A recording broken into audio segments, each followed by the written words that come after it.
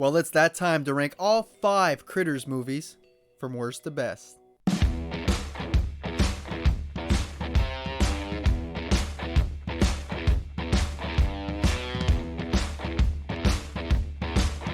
Hey guys, welcome back to the channel. Hope you're having a good one today. I'm the movie ranker, and today I'm ranking all 5 Critters movies from worst to best.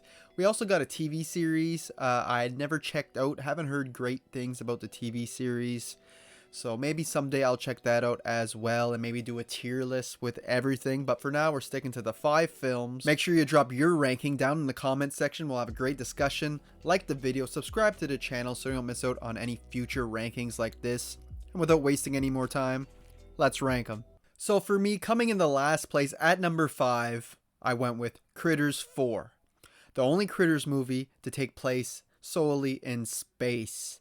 Which is kind of funny because the critter itself, the Krites, is an alien, right? So it's kind of funny. It takes 4 entries before we go to space. And it's not great. I mean, it's an alien ripoff, but without the fun. It's just so boring. Most of the movie are these characters just wandering around the space station. And there's a few attacks here and there, but the effects aren't great. Nothing spectacular anyway. Just serviceable at the end of the day. The Krites are nothing. There's nothing new about them or anything, except we get these little miniature ones, kind of cute ones. Aside from that, it's all the same shit we've seen before, just more boring, more slow. And I hate what they do with the end of this movie. At the end, the company or whoever is in charge of destroying these Krites decides, there's only 2 left and we can't let them go extinct. So they show up to retrieve their package, if you will, at the space station. And when these characters meet up with them, Charlie's a part of their crew at this point. And Ugg comes down, one of the bounty hunters from the other movies who knew Charlie. They were great friends. And yet in this movie, he's evil. And his excuse is, his reasoning is, people change. It's like, what? No backstory, no reason or anything given. Just one of the great good guys, good characters of the past, the bounty hunter, just became evil for some reason. It's like, what? They're trying way too hard to rip off Alien at this point with, the company being evil and all that. And yeah, it's just pretty dumb. I mean, a few familiar faces in here, like Angela Bassett, Brad Dourif, Chucky himself, but they're not given a whole lot to save this movie. They're just regular characters. If it weren't them, they'd be still... The only reason why they're not forgettable is because they have big names attached to their characters. Aside from that, they're all forgettable here. Even the score is weird to this one. They try to infuse a bit of Western score in here when it's a space movie. I suppose it's because Charlie's going around with a revolver in this film or something, trying to be like a cowboy. I don't know. It was all pretty dumb, not very entertaining. You don't get any great kills or anything, so this one's easily my least favorite. Coming up next at number 4, I'm going with the newest entry, Critters Attack. Another bad movie in this franchise, just a little bit better than Critters 4 in my opinion. But yeah, they still screw this one up quite a bit. For some reason, this is a rated R flick, and you're expecting good gore and everything. You don't really get that. Most of the kills, there's a lot of blood, and that must be why they got their R rating. But say if a Krite is chewing on someone's arm and then they stop, the arm looks perfectly fine, just covered in blood. There's no cuts or marks or anything. So I feel like the PG-13 films in the original series were more gory than this one at rated R. So that was unfortunate. There's some entertaining Krite scenes though, with them attacking people and whatnot. But again, nothing real new aside from one thing, which I find completely stupid. They give the Krites a weakness, which is loud pitch sounds, or just loud noise, I guess. Really bothers them and can kill them. Obviously stole that from A Quiet Place. But yeah, and it just doesn't make any sense because in the past, they made loud noises and it didn't do anything. In part 3, there's literally a Krite that starts screaming out to alert the other Krites. So if they were affected by loud noises, wouldn't that affect them too? So I thought that was a dumb thing to add. I'm all for adding in stuff about these creatures and adding to the mythology, but don't add in stuff that doesn't add up with the other entries, you know what I mean? But to give a few positives here, I think the score is really good. It's really sci-fi-esque, and it had me rocking. I'm like, hell yeah, this is a good score. Unfortunately, the movie doesn't quite match that. And one interesting thing that they did do in this movie that was new was to introduce the Queen Krite. She's white, like almost like albino with like black patches. But yeah, she's a good Krite. She is there working, not working with the humans, but she's with the humans, and she'll take out Krites when she has to, and she's pretty good at it. I thought that was pretty interesting, even though they don't do a whole lot with her. She's supposed to be a queen. I don't get why. If she's the queen of these Krites, why is she attacking the other ones? Why is she good? We don't really get any answers to any of those things, but I do like that they try to do something different with this story. And as for these characters, they're all right, but nothing special. Our main lead has the most to her, with her wanting to go to school and not getting accepted and all these different things, but yet she's supposed to be a smart character, but yet she doesn't show it. Like, for instance, she learns about the weakness of the Krites, about the loud noises affects them. And she literally looks at her brother and is like, remind me, because we're going, in case I forget about that, because we'll probably need that later. And guess what? She actually does forget. And at the end of the movie, her brother's like, oh yeah, remember about the noises? And she's like, oh yeah. I'm like, how would you forget about something like that in a survival situation like this? Just so stupid. And the rest of the characters aren't much of characters at all. They're just kind of along for the ride. Another really dumb thing that bothered me about this movie is every time they run into a new group of people and try to explain about these aliens attacking, it obviously comes off very foolish, right? They don't believe them or whatnot, but they have one in their backpack. That queen's in their backpack, which they named Bianca, by the way. And they never be like, hey, look, there's one right there. We have one. No, they just kind of argue with them, and then the other person either storms off or whatnot. It's like, so dumb. So dumb. The practical effects are okay. They look all right. I think all these movies, the Krites, are fairly well done for these puppets and whatnot. They do a good job there. The digital effects, however, look pretty terrible in this film. Not good digital effects. That's where the budget shows. But at the end of the day, it's not a good movie. It's just a bit better than part 4. I just find like part 4 pisses me off more and bores me to death, where this one, you can get through it, but it still has its problems. And my last big problem I'm going to mention is Dee Wallace's character. She was the mother from the original film, and they decided to make her a badass in this film. And throughout the film, we get like little sneak peeks of her preparing for this, like almost seems like this big battle. And she has her gun. She become a bounty hunter and everything. Aunt D. And she is barely in the movie. She's in like 5 minutes of the movie. She shows up at the very end. Like kills one with her gun or whatever. And that's basically it. She doesn't get a whole lot to do here. But what bothers me is, why did they try to make her like a hero or whatever? That makes no sense to me. She wasn't like a final girl or like the head hero in the first movie. She was just a caring mother, you know, who ends up with a needle in her neck, and she doesn't get to do a whole lot in the first movie. So it just makes zero sense why she's this hero character, and it's never explained how she became a bounty hunter or anything. Like, you think she would have been in part 2, right? Not just her son, if she was gonna pursue this career. Like, nothing makes sense. It was a really dumb idea to bring back Dee Wallace, I feel like, in this movie. And it was obviously just to try to get more people to watch this, I feel.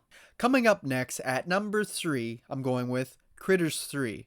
The movie that seems to be hated on the most in this franchise. I hear so many people talking bad about this movie. And it's not a good movie, but it's kind of a guilty pleasure for me. I always seem to have a good time watching it. When I marathon this franchise, I usually stick with the first 3. This one gets included. I say screw the rest, though. But yeah, I seem to have a fun enough time with this film, but it does have its problems. Feels very cheap. Feels very much like a direct-to-video film, like it is, like a made-for-TV movie, if you will, which is kind of unfortunate. And it doesn't go as big as it should. Like, the first movie takes place on the farmhouse, so it's more smaller, and then they move to part 2 where it's the town. This one, you feel like they would have went bigger because you're going into the city with this apartment complex. No, we don't get a whole lot of action and whatnot. We still get some, but it's just not as big as you expect it to be. And this movie is known for Leonardo DiCaprio being in it, one of his first roles. Even though he kind of disowns this movie at this point, I think he should own it because, he was just a kid at the time anyway. And I don't know, I just have a whole lot of fun with him and all the other characters in here. He's not even like really a main character. He kind of becomes one throughout the film, but he's more of a side character, I feel. But the whole cast is pretty fun. There's a few people that are meant to be dickheads, and they play it very well. One is the maintenance guy, dressed kind of like a punk. He's like purposely trying to piss people off and screw with the apartment buildings to kick people out. They make people leave on their own, basically. And he's working for the landlord in a shady way. He's a dick, and he deserves everything he gets. And so is the landlord, who is Leonardo DiCaprio's stepfather. Both of them are very shady, asshole-like characters, but at least they don't survive, so that's great. And the rest of the characters are all good enough, I feel. I like them better than Part 4 and Critters Attack, if I'm being honest. I like this group of characters. Especially when they have to work together. You got the old couple, of course, our main family, the sister and brother and her father. The father is just, they try to do all these little subplots where the father is not a very good father. He doesn't pay attention much to his kids, and he's always out working in that. And he has to change by the end of this. They try to give him like an arc. Him, like the landlord, like I said, being real shady and trying to kick everybody out of the apartments for his own gain, like, all these little subplots, but none of them are really effective or really thought out to their full potential, but they're there, and it makes the movie a little less basic than what it would have been, just these Krites attacking people in the apartment, right? And they try to give the Krites a few like gremlin scenes. Of course, Critters was invented to tackle the success of Gremlins, right? New Line Cinema's response. And in this one, you see them like playing in the sink and gargling soap and bubbles coming out of their mouths and everything. Very Gremlins-like, but I do have fun with it. Especially that one gremlin who drinks all the soap in that. And later in the movie, he gets like chopped in half basically, and a bunch of bubbles come out. I thought that was hilarious. And it's the scenes like that, little moments like that keep this movie fun for me. And like I mentioned earlier, there's a moment where one of the Krites starts singing out, like yodeling almost, to try to warn the other Krites of what's going on, that there's a person trying to escape. I thought that was real cool. See, add stuff like that doesn't really affect the older movies. Don't add stuff where loud noises kills them. That's just dumb, So I like this movie more than the average person. I like the sense of urgency and how they have to keep moving up towards the attic of the house. There's a fire at the bottom of the apartment. There's a fire at the bottom and everything, until eventually they make it to the roof. Pretty fun little storyline. It's cheap. It's not top tier cinema or anything, but I can turn my brain off and have a good enough time. So coming up next, at number 2, I ended up going with the original Critters film. Yes, I know most people love this one the best, like find this one the best of the franchise. It is really good, and I understand if you do find this the best. It's just my number 2 in this list. But yeah, I have a real good time with it. I like the family, how we focus more on the family. A lot of familiar faces too, like Scott Grimes as the main kid, Dee Wallace as the mother, and when we're talking about the bounty hunters, I got Billy Zane in there. Lin Shaye plays a smaller role in here, so that's great when you see familiar faces like that, and they all do a good job, especially the family. I just like their dynamic, how Dee Wallace's character, the mother, is very caring and whatnot. The father's a little strict at first, but lightens up when the scenario gets intense, with these aliens invading. And I really love how the main kid, Brad, how he steps up, becomes the man of the house when he needs to be, when his dad gets attacked and mom, he decides to go out and, try to put an end to these Krites. And try to get help and whatnot, And he's an interesting character. He's a kid who specializes in, not pyrotechnics, but like explosives. So he's making like these homemade like firecrackers, and that almost looks like dynamite basically. And once you see it at the start, you're like, oh, I know that's going to become a part of the plot eventually, to take out these critters, which it does. But it's great the way it plays out too. When they're in the spaceship at the end, he has to go rescue his sister, get her out of the spaceship, and, they ended up blowing it up at the end, which is great. So I just like all the characters and how they're in survival mode in this film. And of course, the bounty hunters are pretty hilarious. They're great in here.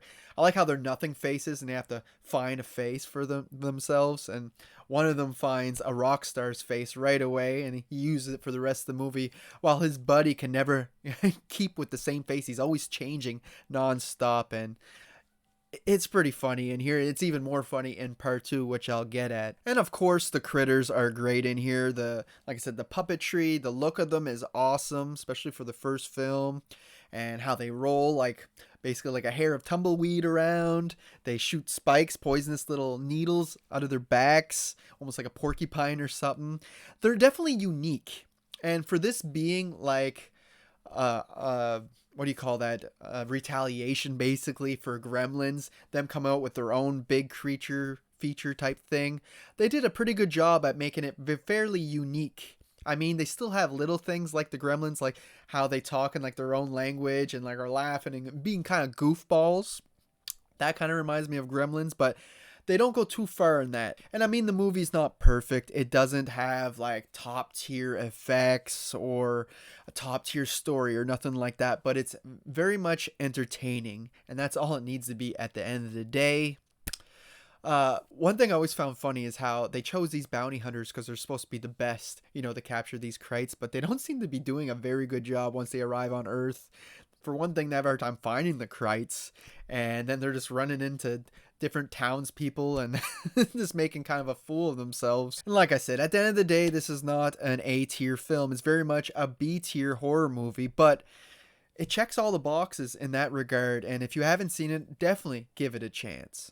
But for me, coming into first place, I had to go with Critters 2. Critters 2 has always been my favorite movie in this franchise. I really love this entry. It's fun. It takes everything from the original and ups it. We get more critters, we get more action, we get more of everything, more gags, more funny scenes with the bounty hunters.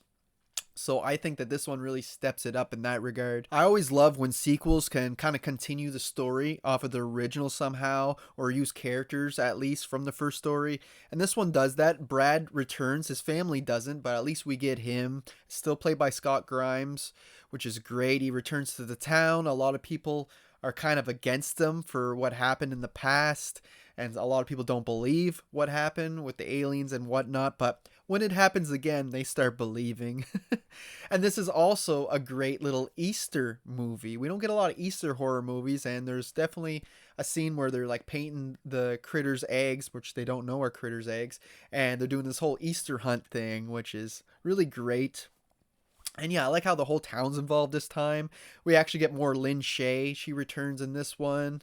This one is just so fun. I also really like how we get the bounty hunters back and they got Charlie on their side this time. And he's just as goofy as ever. He's not an alcoholic anymore, but he's still pretty clumsy and goofy. And there's a lot of fun to be had with him. And Lee, the other bounty hunter who can't choose a face. Some hilarious moments with him. One with him finding a Playboy magazine and turning into the girl in the centerfold. Tits hanging out and all. It's hilarious with him with the gun. It's so funny. He even has to take the staple out of their stomach from the centerfold. I thought that was hilarious. And another really cool moment, which could have been even cooler, is when Lee is about to change again and you find out he's about to become Freddy Krueger himself. Of course, this being a New Line Cinema franchise, they're able to do that. But Charlie cuts him off before he's fully able to transform, unfortunately, because, man, that would have been so badass. Imagine Freddy Krueger going around as a bounty hunter, killing Krites. Hilarious. I would have loved that. But just the little tease that we get is still pretty funny. And I just absolutely love the critters in this film. There's a lot more of them this time around. They even form together to form this big ball. It's badass. When the ball rolls over someone, it like rips their skin and everything off. They're like eating them while they're rolling over. It's really cool. It's something that Critters Attack really screws up because they have the R rating. When they roll over someone, you don't even get to see it. It's so dumb. But this one, you do get to see it, and it's great. I also like that whole twist where they have this plan to trap all the critters in this like hamburger joint, and they're going to blow it up. But while they're heading there, they realize the wind shifts, and they smell all the humans in the town. They're like, ooh, fresh meat. Like, we can go after them. And the one critter, like the leader, he's like, no, no, no. There's no bones in the burgers. It'll be easier to eat. And it makes for kind of an odd moment. You're like, that's kind of weird. But then the whole twist and reveal is that's not a critter. That was actually Ugg in disguise, one of the bounty hunters. I thought that was incredibly well done. And especially since Ugg lost his partner earlier in the film, Lee ends up getting eaten by the Krites, which is a pretty crazy moment you don't expect. So all that is super awesome. But even after all that, they fail at really getting rid of these Krites. The big balls come in, so Charlie has to sacrifice himself, or so we think, with the spaceship into the ball. It's kind of dumb because Charlie could have just shot with the spaceship, but I guess he doesn't know the buttons yet or something. So it looks like he sacrificed himself, but then we get to see the next morning he really parachuted out and saved himself, ejected, if you will. So yeah, there's a few little reveals and twists in here, which all land for me. I think they're all fun. Like I said, the Critters action is way better in here. It's the best of the franchise. Great characters all around. So for me, Critters 2 is easily #1 in this franchise. So there you have it, guys. There's my ranking of all 5 Critters movies. Hope you enjoyed it. Don't forget to drop your ranking down in the comment section. Love to see it. We'll have a great discussion about it. See if your placements line up with mine. You can also follow me on Letterboxd and Instagram. Links to those are in the description of my videos, guys. This was a fun one. I hope you guys enjoyed the Critters franchise as much as me. Few duds in there, but for the most part, it's pretty fun to binge. Don't forget to like the video, subscribe to the channel so you don't miss out on any future rankings like this. That's all I got for you guys today. I hope you enjoyed it. Until next time, thanks for watching.